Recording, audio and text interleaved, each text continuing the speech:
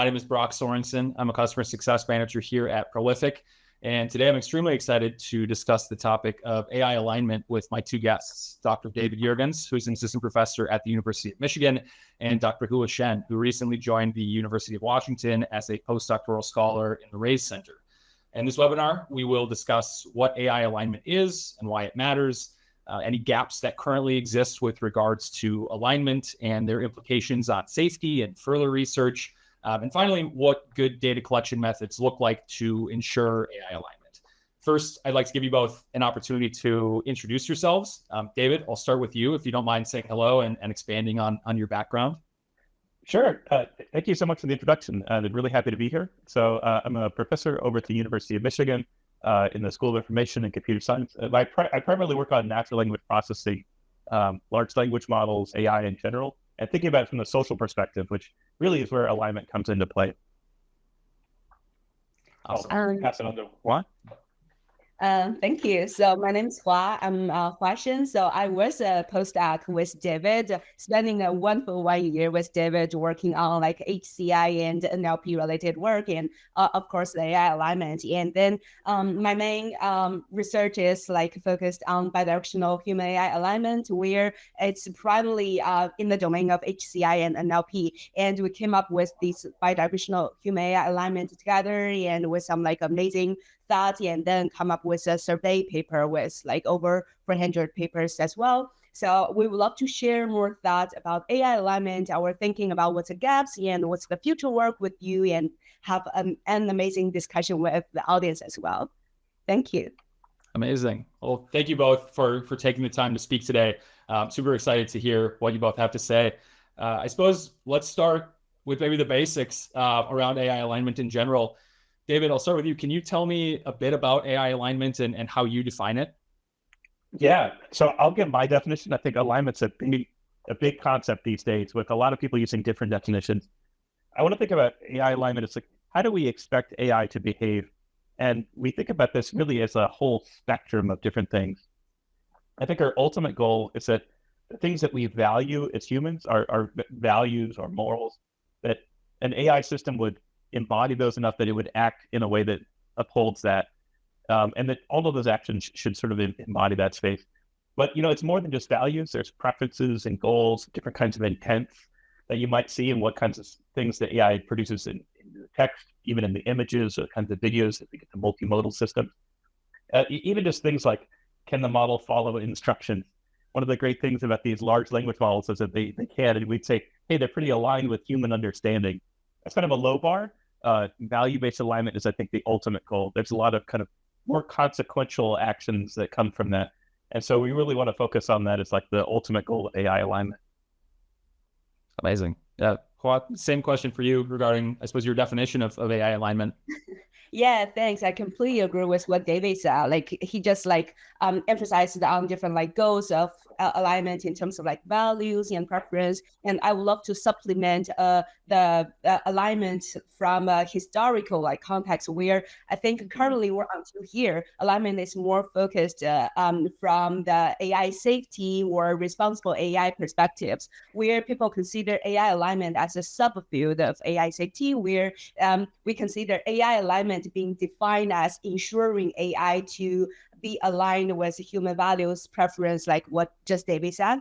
Well, from my understanding, also derived from our survey, we consider AI alignment could be defined in the broader perspective. Well, if we consider human AI alignment, there's actually two agents here, not only AI, but also human here. So that's why our bidirectional human alignment is more from a human-centered perspective, thinking that maybe like current AI alignment is kind of falling short in considering the dynamic of human AI interaction. Like when humans interacting with AI, actually humans' behaviors are also changing, and AI then need to adapt to the like updated human behavior or preference or values into consideration and updated the AI system itself. So that's why we consider human AI alignment should be a complete loop, where not only consider AI focused, but also consider human focused, so that the alignment should be like, keep updated and adapted to each other. So that is our latest definition or consideration of what human AI alignment is. Yeah, and I'm sure it's always changing as well. It's probably not the same as it was, even a few months ago, I suppose, just given how fast everything is moving and changing. Yeah, I think as these models get more sophisticated, the kinds of ways that we expect them to align really shifts as well. Yeah, definitely. Well, I guess I'm curious to shift into sort of the research that you've done already with AI alignment. I suppose I'll leave it up to the two of you to decide who wants to take a stab at it first. But just, sorry, go for it. Paul, why don't you go? I go with. Of course. So, I would like to maybe firstly share with the survey I work together with David, where we have we led a big team and then conducted this amazing survey where all of our authors contributed a lot with their wisdom and their efforts in coming this paper out. Where in this paper, our motivation was that we consider the AI alignment, just basically what we said, what we shared. The AI alignment is currently narrowed or limited in terms of considering the dynamics and the interaction between human and AI. That's why one of our motivation is broaden our current understanding of human AI alignment. That's why we consider the bidirectional way that consider that having or involving human in the loop, or considering it from a human perspective, to have the bidirectional, both aligning human to AI and aligning AI to human. So that is the first motivation. And then based on this motivation, we realized that there's a lack of theoretical or literature backup for what we think. That's why we conducted this 400 paper survey on top of it. And then some very interesting findings after our study was first of all, we have a very comprehensive framework or comprehensive typology of the two directionals. So you can or our audience can feel free to reach out to check the paper and see the more details. And besides, we also find some gaps or what are missing here in current research.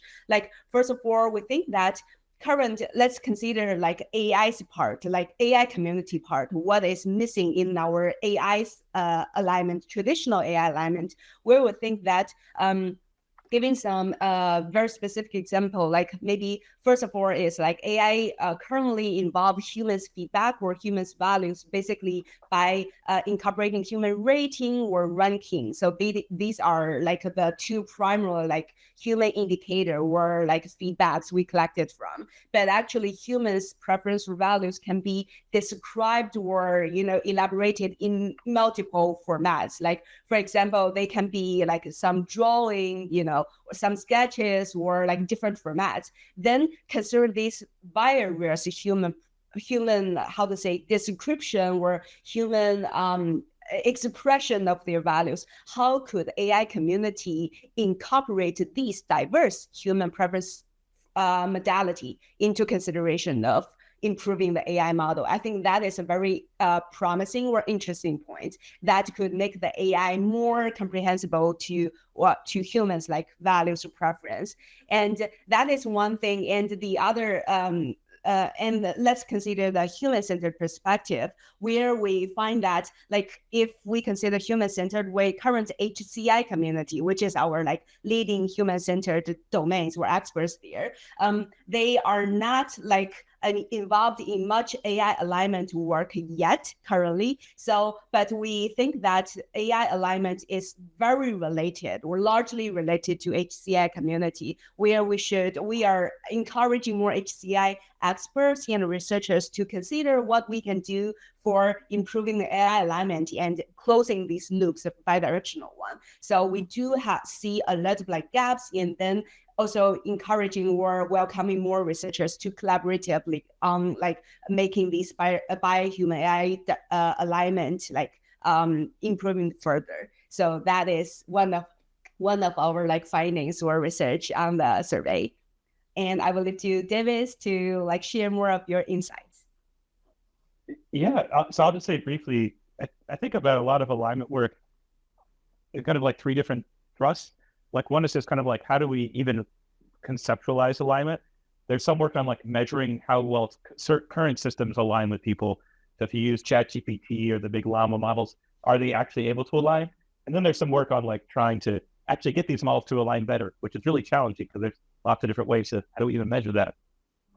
I've looked a little bit on the second and third as well. So, for one, we were like, do models align with how we think about what's offensive or what's polite? And trying to see like, okay, can models do that perspective? Like whose values are they encoding when they think about what's polite? It turns out even really sophisticated models who are good at all sorts of things don't really embody the values for large portions of the world.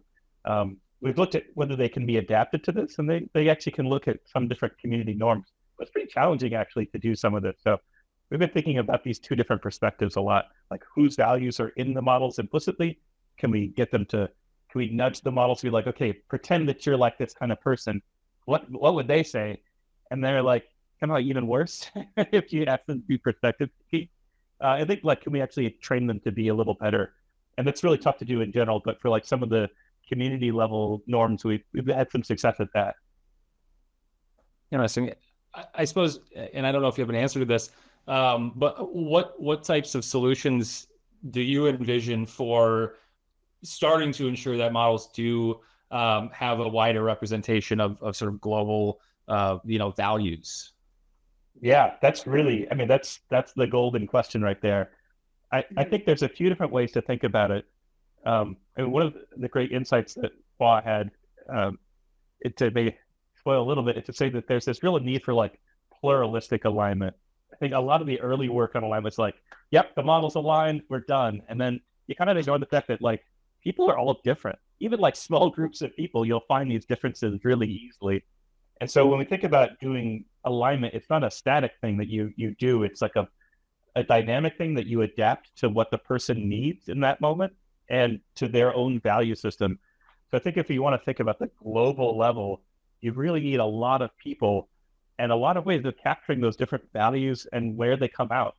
It could be like what's polite or what's offensive, but it could even be more subtle of like what's considered good writing or like what's a beautiful picture.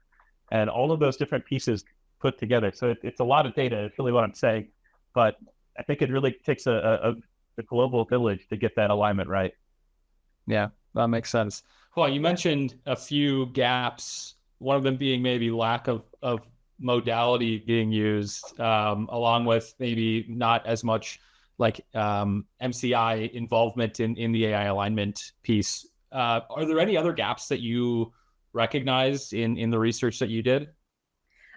Yes, exactly. Also supplement to what David said, that also adding to your question, like what's the solution or first steps, what we can do like to achieve this alignment. Like recently, we also conducted another like research about fundamental values for human AI alignment, where based on the SWOS like value, which is borrowed from the psychology. Like it has been like 30 years or more, is from the psychology science, where we figured out that currently there's the first gap is like happens or stems from the value itself. Like if we consider from the psychology perspective or social science perspective, the values are very diverse. Like also David said, the pluralistic values can, for example, in the SWOS like framework, they include maybe 50 values of humans. But what we commonly discuss nowadays, for example, AI safety or like responsible AI, is just like around 10. For example,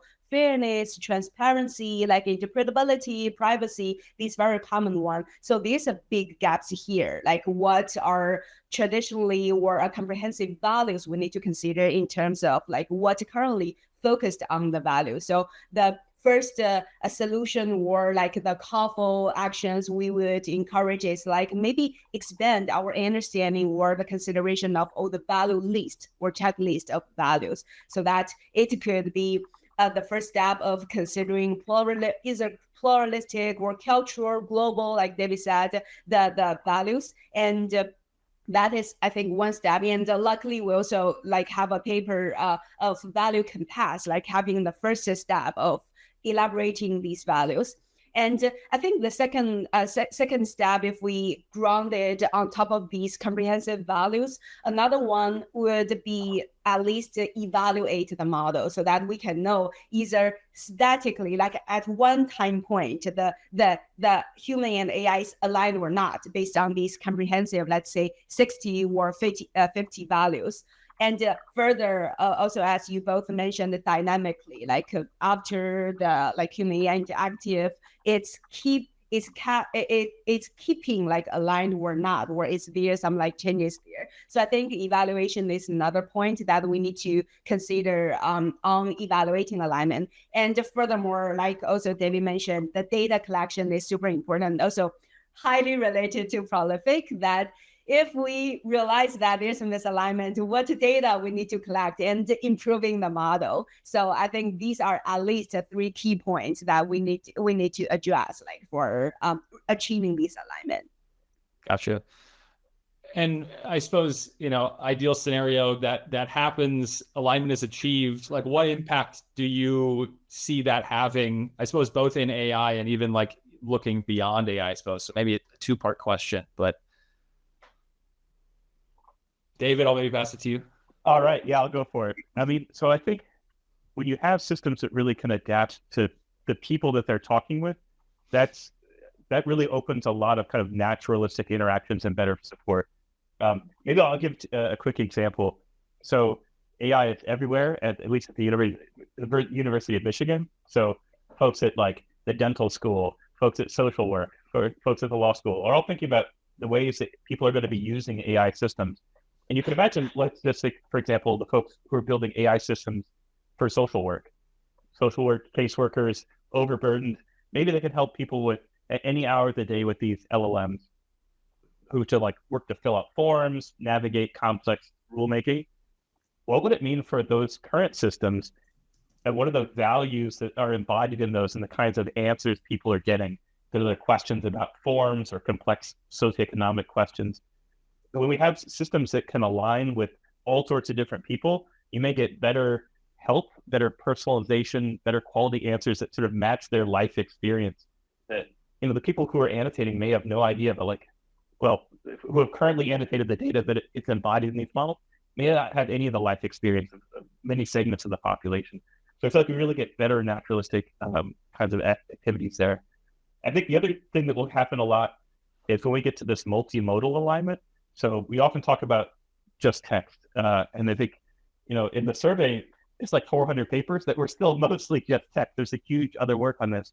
When we think about these kinds of AI systems that are going to be deployed widely, multimodal interactions are very natural. And I think we'll see a lot more activity around that. I guess I don't want to talk about too much because I feel like there's all sorts of things in society too. Yeah, thanks. I completely agree with what you like shared, and also supplement maybe also we discussed in our previous meeting that it will also benefit for marginalized groups where currently as AI is pretty data driven and there's like the data are largely covering the majority of the groups or populations, and even there are some like existing papers saying that it's pretty like white and then like maybe some gender driven. Then so if we consider alignment and using or developing some strategies that could use less data, but having a fairer like performance for all the groups, I think that is definitely beneficial to the underrepresentative populations in the world, and also even in some like countries and cultures. I think that is a big impact. And also like according to what David said in the education cases, like in the universities,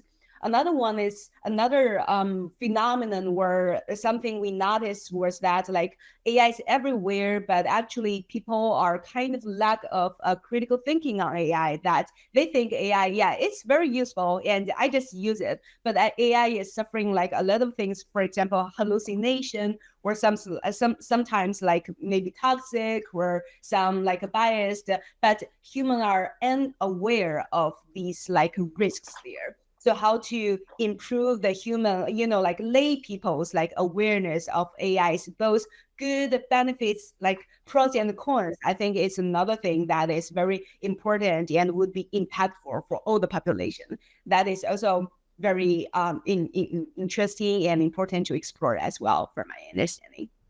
Yeah, I think, sort of allowing people to trust AI more, but also making sure that the AI is deserving of being trustworthy, I suppose. Yeah.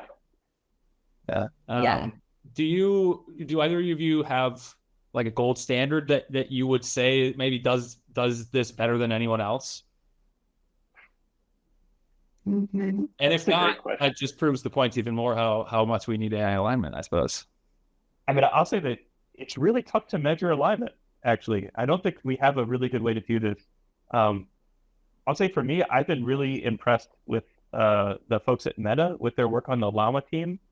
I think you could be relative. I think that they have done a great job at trying to make their model not conservative in the value sense, but like conservative in like trying to not do harm with the kinds of values that they have prioritized. So I feel like they really have stepped it up and have championed that quite a bit in their releases. I'm sure that there are other closed source models. I mean, the folks at OpenAI do care about this quite a bit. But I feel like the Llama team's been much more public on their efforts. Yeah. Hua, anything to add there? Otherwise, I might jump into a quick question that's related to what we just talked about, I suppose. Yeah, go ahead, please. So just from the chat, there's a question around how you can gauge if an AI is trustworthy, and what kind of information could help increase trust in AI. Like, I don't know if there's anything to elaborate there from sort of the previous talking point. Yeah, so I think well, maybe I'll start, but I'll say that trust is also really complicated too. It's like, when should you trust it? And there's certain things that are like objective. So if we say you ask the model to reason about a math problem and it gives you the wrong answer, you're like, don't trust it. Yeah, if you ask the model like what its favorite fruit is and it's like watermelon, you're like, okay, like I don't know. That's like that's like a survey question. But there's like a broad spectrum of stuff in the middle. It's it's not a math problem, but it's also not what's your favorite fruit. And I think really that's where the trust part comes into play the most. I mean, we can also look at like the references that it generates at the bottom of some essay, and we can trust it there, but those are also still objective. So I think about alignment when I think about whether I can trust a model's alignment. There, I need to have some sort of data and something about the population that I care about. While I talked about gender, it could be other things, could be education, could be age, could be geographic location, the culture you grow up in. And if you can understand who's, the kind of differences that you see with respect to those attributes of people, then you can get a sense of like, does the model understand that there are differences? And when it has to give a single answer, does that answer align with one or both or none of those? And that can help build trust of like, okay, the model understands where I'm coming from when it generates its answer. But it's still really tough. Like, trust can mean a lot of things. Like, is it fact checking? Is it, value-based alignment? And I think we're still trying to develop the metrics to really quantify that for a lot of folks. Yeah. Yeah. Hua? Yeah. Right. Yes, I completely agree. And to supplement the trustworthy one, yeah, it's a very important and hot topic in the human-computer interaction community as well, since like it's pretty human-centered. So I think like if first of all, like my opinion of trustworthy AI is like we might not want to always trust AI because sometimes like they are risky. Like, so having a good or like appropriate trustworthy level of the AI is like something we might want to develop. Like, we might want to know like at what situations that we want to trust AI or we could trust AI versus like at some conditions we might need to have more critical thinking on AI. I think that is like beyond this question that like we would consider how would perceive trustworthy AI is. And in terms like how can we improve the trustworthy, I would consider like maybe at least 2 levels. Like the first of all is like more general level of like having the AI for all the people like trustworthy, basically improving AI in the general way. For example, having more reliable data to train AI, and then having more comprehensive checklist of like evaluating AI, and then checking at some like especially some corner cases where it's extremely risky cases that AI is still performing in some cases that we believe.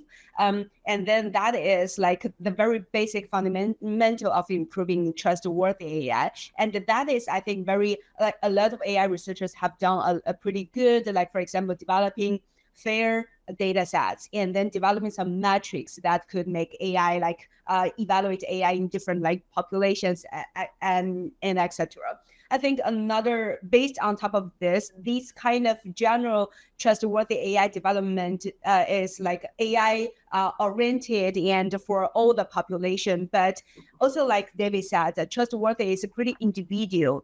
Like different peoples or different populations might have different levels of understanding AI and trust AI. So I would consider another level is that if like AI should be somehow connected to individuals' knowledge base, so that it could build upon like different people's existing knowledge and then further develop the trustworthy. Like these maybe like a calling for some topics or research on personalized AI or customization of AI, which is currently still under explored. So with that said, I think some key questions we need to address here is like how to quantify or elicit individuals' knowledge base and understanding on AI. For example, AI literacy. There are existing some like questionnaires or like some metrics that could somehow quantify the, different people's AI literacy, and then how to connect different people's AI literacy with the AI to build this bridge of trustworthy. So I think that is like something we need to consider for building individuals trustworthy for populations as well. Hey, interesting. I appreciate that, and I know there are other questions coming in here. I think I'll save most of them for the end. I just wanted to get that one out because it was very relevant to what we were already talking about. But no, I appreciate that, and that I think trustworthy AI is such a such an important topic, right? And we actually had a webinar previously and discussed sort of an AI being more confident and wrong or less confident, which then sort of, which is more trustworthy. If it's less confident, people don't think it knows the right answer, but then you're not like fully going with whatever it says. If it is confident, it's a very interesting topic. And I think, Hua, like you said, around AI literacy, like how can we make the general population proficient enough at using AI tools so that it's not leading to misinformation, I suppose. Mm-hmm. I guess shifting slightly into the world of Prolific, like how can tools such as Prolific be used to inform AI alignment? I'll say that, Prolific has been really great for our work on alignment. One of the things that's been really useful is to think about getting really diverse samples. And I think that's a particularly necessary part when you can stratify for the ways that you want to try to measure alignment. So I think if you could have that, the accessibility is really important. And that's it is pretty tricky on how to measure alignment. Or so like who should you be aligned with and how do you pick that up? So I'm not sure if we have... Could folks hear me? Yes, I can. Okay, sorry, the screen flicked out, and now the screen started flickering. You're fine. I can still hear you at least. Okay.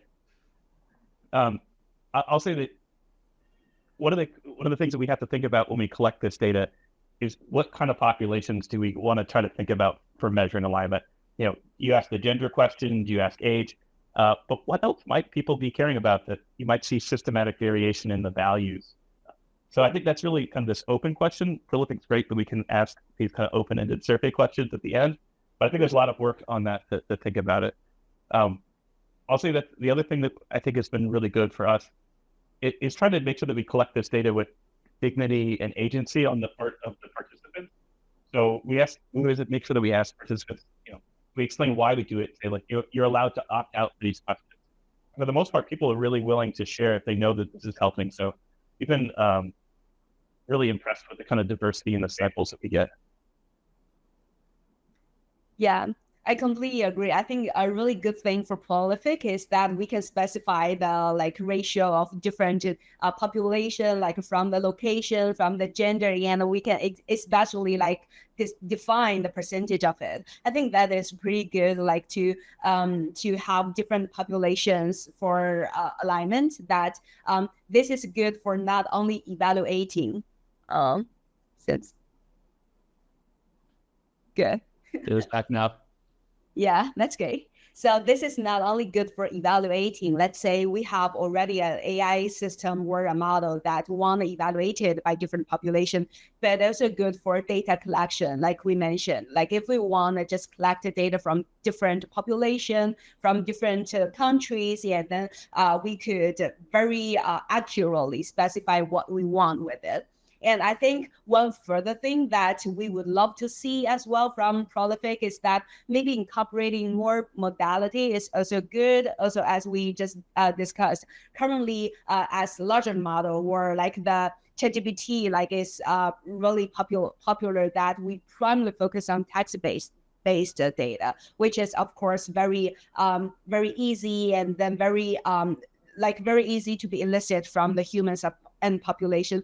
But later, if we see human values are manifested not only by the text, but also by some, for example, interaction logs, or some like a vision or speech, even, like there are some languages that might not have like the characters, but they have some like languages there. And how could we incorporate these voices or these speech signals into alignment? And then of course, vision is also another big part of like alignment and AI model as well. So maybe incorporating more modality of like the data there, and then into training of AI system or like evaluating of AI system, I think it's another very promising thing that we would love to see from Prolific as well. Yeah. And beyond, I suppose, diversifying the audience for these studies as much as possible, is there anything that stands out as being like a big difference in the process of either data collection or data analysis with AI alignment in mind, I suppose? Not necessarily in regards to Prolific, but just in general, like as you're, looking to collect data or analyze it, like how does AI alignment play up, or what are you doing differently in order to achieve alignment, I suppose, versus, general studies, if that maybe, makes the question a little bit easier to understand. Well, Hua, do you want to jump in, or? I think currently it looks good. I think the bottleneck here for alignment maybe not derived from like the like Prolific or some data collection or evaluation. Maybe it's more the bottlenecks here that need to be broadened or expanded, maybe like more research oriented, like how would we consider alignment? And after that new setup, like then we can leverage Prolific or like some interactive like human AI strategies or methods like to gather this information. So I think like currently from my like understanding, like Prolific or these like human AI interactive thing is pretty doing well. The bottlenecks maybe for alignment is more like how would we fully leverage what we have already, the resources here on Prolific to do the alignment. So I think that is like my understanding. And maybe David, you want to? Yeah, I'll add one thing. I mean, I really agree with Hua. I think there's a lot of different ways that people have thought about alignment. Sometimes it's just implicit. Like you ask the model to write something and it gives you two different outputs. You're like, yeah, that one aligns more with my values. So, can you tell me how to build a bomb? And you're like, that sounds like a bad idea. So you prefer the one that's like, no, I can't tell you that. But I think when we think about these implicitly, we often don't know what values are explicitly backing that decision. So I think when we collect data, one of the things that can be really useful is to kind of have a sense of like whose values are embodied in that preference. It gives you a sense of saying like what the model is doing. I think we still are trying to figure out how to build better models that take advantage of that explicit information. But I think it's really useful for diagnosing the misalignment cases. And hopefully that as we improve the technology, we can make it, more pluralistic, that you can get different kinds of values that the model can adapt to. Yeah, like inspired by what David just shared, like this is really great answer. So kind of inspired what I'm thinking. We conducted one survey or study that we ask a human to rate what they think a specific value is. Like for example, like how do you think AI is creative? Like from disagree and agree, like basic 5 Likert ratio. But what we also find that like at least two things. The first one is, for example, the human would say, I don't like AI to be autonomy. Like I don't want AI to has autonomy, but maybe he sometimes agree that AI could choose their own goal, something like that. So even the same kind of value described in different ways or statements that kind of have a conflict or like disagreement itself. So maybe even with the same value, how to design different ways, like to truly verify the values, like evaluate the value or collect the data of the value. I think that is one thing. The other one is like sometimes what we say or claim for a specific value in terms of what we behave in practice, sometimes it's also like misaligned or like it's also different. For example, we say some people might say he's honest or like she's honest, but maybe she did something in some special situations that is like dishonest. So I think like what we claim in terms of data collection, what we claim in terms of versus what they practice in active, like in the real world situations, that could also be like sometimes discrepant. And how would we leverage platform like Prolific that to collect both of the data to have a comprehensive understanding of human values or their preferences? I think that is another very interesting thing to ensure like basically still focus on human value, but how could we gather different aspects or ways of human behavior, human claim, human statements that to reflect these values? I think that is something still need to be explored. Yeah, no, that makes sense. I know we've talked through a lot of findings, and I do want to save a little bit of time as well for questions. So I guess I'm curious if there's any like insights, findings that we haven't discussed yet that would be worth speaking to for a few minutes on just some of the work that you've done. Maybe I'll add one of the findings. I think really to give an example, Hua's talked about this bidirectional aspect, and when we say bidirectional, I think what it also means is that we want AI systems to embody the values that we have, but in the end, our values get influenced by using these systems. And I think that's often underappreciated. There's a lot of folks in like socio-technical system studies or STS who think about this, but maybe give one example. Imagine you get an email that's full of like grammatical errors. These days you're like, they should have just run this through like spell check, or maybe I had ChatGPT rewrite it to be better. And so our kind of tolerance for like bad grammar has definitely gone down.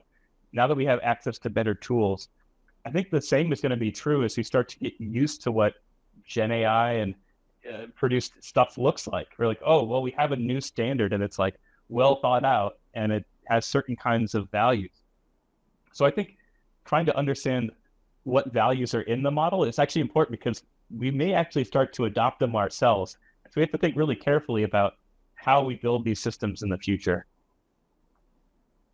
Yeah, completely agree. Yeah, I think David mentioned a really good point that as AI is advancing, that humans' behavior and societal like reflection or the reaction to the AI also like advance a lot and change a lot. And then how would we incorporate that into AI development as well? And I think I kind of like also mentioned our new findings like in our previous discussion, but I would like to maybe highlight it here as well. Like, first of all, we think that current understanding on values for alignment, which is very fundamental, like alignment needs like some values there, is largely narrowed. Like, we primarily focus on some responsible AI principles like fairness, interpretability, privacy as well. But the human values is much more broad. So maybe that is something we noticed very obvious that people want to pay attention, like to how would we identify those most important values, and these values might be context aware as well. For example, in some education, we focus much on creativity, like some specific prioritize some specific subset of value. But in some other scenarios, we might prioritize some other like specific like values. Then the first research question, like we were problems that we identified is in different scenarios or contexts, how would we identify the most important values from a broader pools of it? I think that is something we need to pay attention. And the second one is, as we also mentioned, sometimes people, like we can use different ways to elicit humans' preference or values. But what we currently do, for example, asking them to rate or rank from several LLM generation, or asking human to claim, like filling a Likert questionnaire, these are currently most common ways. But are these enough? Like maybe they are, people can say something but act in another way. So how to truly elicit humans' true value? Sometimes they themselves might not like aware of some of inner like values. How to really elicit those values into data format that AI could be informed. I think that is another thing we realize. And we also, one of our also finding is that AI sometimes claim, let's say, two values. One is autonomy, the other one is choose own goal. They both somehow indicate AI's autonomy, like they, whether they want to control themselves, like, you know, avoid humans control here. Like sometimes AI could say, oh, I disagree autonomy, but I want to choose my own goal. Like maybe we need to, for some specific risky values, we need to develop some subset values or subset aspects, like to elicit value or elicit AI, or to ask AI to have a truth of what they really consider about some specific values. I think that is another important thing we need to consider. Yeah, and you mentioned how you prioritize some value or a certain value for some studies, and a different set of values are prioritized for different. How can you elaborate on that? Like how you're choosing which values are being prioritized for individual studies?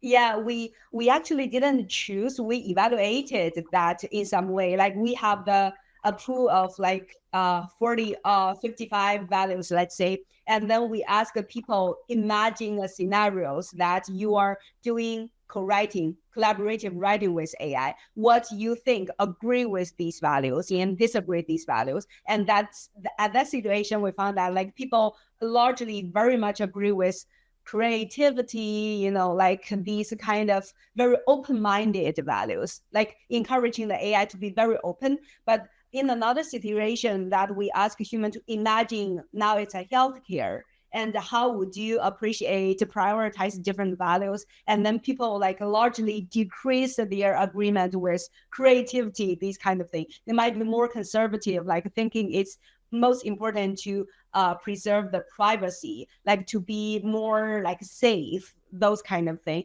So we didn't like design this way, we just evaluated this way and find that people actually perceive values in different scenarios pretty differently.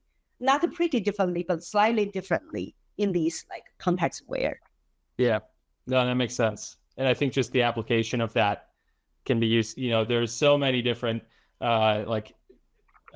foreseeable applications of AI, and how those different values are playing into these different models is extremely interesting. I do want to field some questions. I know there were some in the chat. Let me pull those up really quickly. I think I'll go from the top. So the first one is really about how AI can help retain and encourage divergent perspectives instead of suppressing them to converge. So I suppose how can AI be used to not just be a single view of a certain topic, but present multiple varying viewpoints, I suppose. Who wants it? David, I see you are excited to take that. I mean, that's a great question. Let's see how to do it. It is really tough. So I think some of it, maybe to come back to some of the earlier discussion too, it comes down to how much we're thinking about personalization, like me specifically, versus group level behavior, and how much data we have to actually get models to do this. So if you have all sorts of interesting values and beliefs, like a really unique combination, it's going to be probably pretty tough for a model to align with you off the shelf.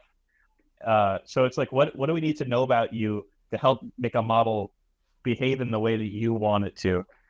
Some of that I think can be implicit, like things that you like, things like people or like companies like, Netflix, Facebook, they have all sorts of data on you that they use to personalize which movies they recommend or which posts they show you.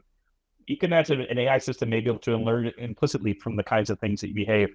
But some of it does come down to like what we feed the model to train, like what kind of perspectives we're giving it or not giving it. We're like, maybe the person that values teaching children how to build bombs, that person should not be in our sample.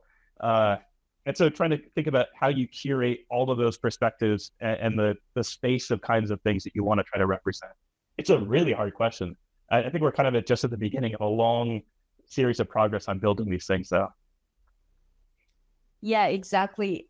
Very much agree. I think following what David just mentioned and shared here, I think one also in our current research fields, it's also a very challenging problem that our currently most common solutions of alignment is like collecting data and then fine-tuning the model, and then these kind of in the stage, mostly in the data stage, and then model learning stage.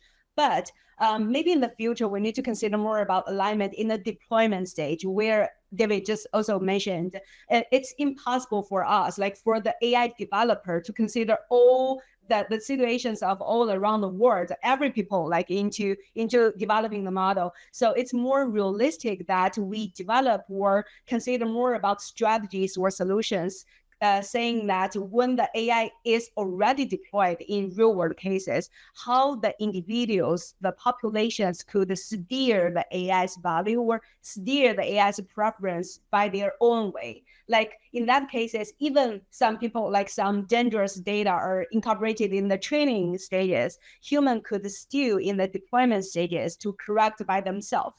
So that I think that is very important direction we need to consider, maybe emphasize more. Beyond just fine-tuning, beyond just data collection, how would we develop strategies and solutions that could improve alignment in the deployment stages? And that is very important topic, and I think a very relevant topic commonly a terminology is very relevant, is named scalable oversight. Basically similar ideas that if we deploy AI like Llama or Gemini or OpenAI GPT, they are used very broadly, then every people could access to it in this very large scale way. How would each of us lay people could kind of do alignment by ourselves? I think that is a way that we need to consider for not only divergent but also safety as well. Yeah, and that is a perfect segue into the next question of how can lay users achieve better alignment with AI in everyday tasks? Well, you said it. I think you go for it. Yeah, I think if there are, of course, like different solutions of doing that, let's focus on deploy. I would focus like maybe more on deployment cases that we do have the survey, like having a specific section of customizing AI. And then we further divide it into data stages, like learning stages, and then deployment stages. I think there are, of course, largely underexplored in these customizing AI for deployment stages. But there we do like could see some existing techniques that we could leverage and further build upon. For example, there are in context learning, of course, having the specific prompts like that could adding my own preference and my own like examples I want to add, and then instructing the AI like to do in my own way. So that is like, of course, one way, adding example prompts like the traditional in context learning way. And I also noticed that there are some latest work on prompt engineering or like prompt optimization. Sometimes even like one of our latest work is just like maybe proposing some new ways that could guide human, like or instruct human in designing prompt that is most informed by AI, that could teach human how to use AI and steer AI's like values in this way. And I think there that is like current very initial work on that. Maybe let's see, looking forward, there could be a lot of work on developing different scaffolding ways that could like guide humans or teach humans like to steer AI's value. Like for example, one way I could consider is let's design a UI or a system that could give human real time like value feedback, saying if you guide AI in this way or fit into prompts in this set of prompts, AI's value would be like AI's value on creativity, let's say, would be a score of A. And then if you feed or tailored your prompts in another way, the AI's value on creativity would be improved or decreased in another way. So I think this real time like value reflection and the scaffolding ways of designing prompt would be some promising directions that we could develop for deployment stage alignment. Yeah. And I was going to ask how you, because I think, you know, touching on it again, the idea of educating the end user around how to best use AI, sounds like the solution that you think might work best, and correct me if I'm wrong, is having the AI be the one who's teaching the end user almost how to write a better prompt or how to be used better. Is that accurate? Yeah, that's kind of like maybe we don't only want AI to teach. We can leverage AI. If we only use AI to teach, then a human would be largely influenced. If the AI is, you know, dangerous or risky, then it's there and adding another layer of risk there. So maybe we need to very carefully design some scaffolding way. So that's maybe a future research area or questions that we need to consider. But you are largely right that we need to consider how to scaffolding different humans, like to design prompts and then to use the use the AI in some way. Like that is like maybe one future work that we need to consider. So yeah. And yeah, we also have some like findings or existing research find that scaffolding also is like both-sided. Maybe scaffolding, it could teach the low AI literacy people, like I don't know AI at all, like having some teaching instructions could improve their understanding or usage of AI. But also there could be like some risky or downside, which is that too much scaffolding might also like make a human narrowed to some specific like topics or things. So I think that is a lot of like careful things we need to consider in this way. But this is, of course, like some important research topic we need to consider from my understanding. Yeah. Anything to add there? No, I'll leave it there. I think, well, yeah, I agree with Hua. Okay. So, well, sorry if I cut you off. Were you about to say something? No, I'm like, okay. I'm good. Just making sure. We have 5 minutes left, one question left. And it, I mean, they've all been great, but I think this one could potentially take us up to the hour mark. What is the role a socially aligned model can play in bridging societal divides? David? So I think that's a great question. So I think one of the really powerful things that socially aligned models can do is perspective taking. And I think that's a really big challenge for many folks of like, where is the common ground when I'm talking to someone that I have ideologically very different beliefs? So there's a really nice study that came out of MIT recently from Dave Rand and like Tom Costello, Gordon Pennycook, essentially showing that like people who have these like conspiracy theory beliefs, if they talk with an LLM like ChatGPT and kind of have this like conversation about those beliefs, it can actually weaken their beliefs in the conspiracy. I thought this is really like kind of crazy that it works, but it does seem to like when someone takes time and is really patient and is able to explain, different perspectives, that can really shift us. I mean, you think about conspiracy theorists, you think of them as like, iconoclastic. They're just like, that's who they are. And I think that's the power of potentially these really big AI systems, that they're infinitely patient, they're always there. And when they can do this perspective taking and give you a different way of thinking about a situation or a potential interpersonal relationship, that's really, really powerful. And so it's a really great work as well done by folks at the University of Washington, Tim Althoff and others in therapeutic settings, like having you take perspectives or like the model simulates a person that you're having a challenging conversation with and takes that perspective, and through like simulating that interaction, you learn how to talk to them better. You kind of like don't feel as like, mentally aroused. They're just like, I'm so angry all of a sudden just hearing you say that. You kind of work through it. Like, how do I have a good conversation? So I think there's a lot of opportunities. Models are not well aligned to do this yet.